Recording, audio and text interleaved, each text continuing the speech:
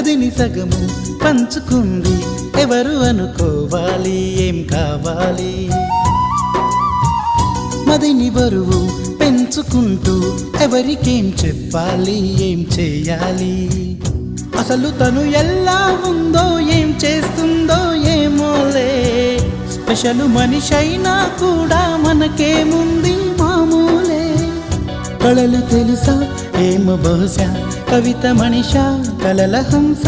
మనసు కొంచెం తెలుసుకుంది కలిసిపోయే మనిషిలాగా మంచి పద్ధతంటూ ఉంది మదిని లాగుతున్నది ఎంత ఎంత వింతగున్నది వెన్నెల్లో హాయ్ హాయ్ మల్లెల్లో హాయ్ హాయ్ వరాల జల్లే కురిసే